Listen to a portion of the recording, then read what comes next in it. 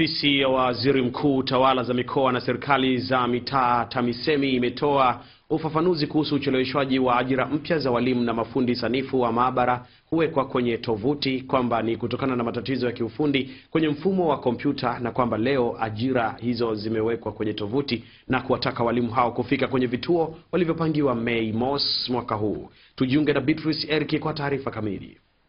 Akizungumza na waandishi wa habari jijini Dar es Salaam, Katibu Mkuu TAMISEMI Jumanne Sagini amesema kutokana na kucheleweshwa kutangazwa kwa ajira hizo imeibuka minong'ono mingi miongoni mwa wananchi, hususan kwenye mitandao ya kijamii, kuwa ajira hizo hazipo, hatua ambayo imepingwa na wizara hiyo, na kubainisha kuwa kila kitu kiko kama kilivyopangwa, huku akisisitiza kuwa mwisho wa kuripoti katika vituo ni Mei 9 mwaka huu ili kurahisisha waajiri wao kuingizwa kwenye orodha ya mshahara.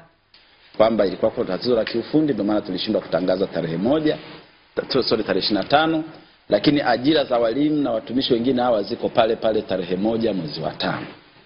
Napenda kutumia nafasi hii kuwakumbusha tena kwamba ajira za walimu mwaka huu zimeelekezwa zaidi katika halmashauri zenye uhaba mkubwa wa walimu ili kuleta usawa na uwiano bora wa walimu kwa wanafunzi kitaifa.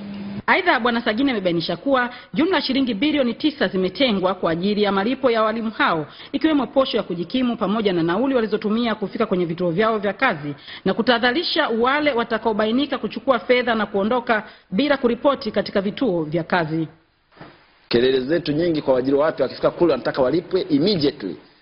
Akisha ripoti anaandika barua kwa mwajiri: mimi nimeripoti shuleni tarehe fulani, naomba nilipwe haki zangu zifuatazo. Mkuu wa shule anathibitisha kwamba ni kweli mtumishi huyu ameripoti na ameanza kazi, then immediately atalipwa haki zake. Lakini haki nyingine walione kurejeshewa fedha za nauli alizotumia wakati akienda kuripoti kwenye kituo chake cha kazi kutoka ama nyumbani kwao au eneo anakoishi. Ajira hizo zimeelekezwa zaidi katika halmashauri zenye uhaba mkubwa wa walimu ili kuleta usawa na uwiano bora wa walimu kwa mwanafunzi kitaifa, na zile zinazojitosheleza au zenye idadi ya kuridhisha ya walimu, hususan halmashauri za mijini ambazo hazikupangiwa kabisa walimu na baadhi zimepangiwa wachache.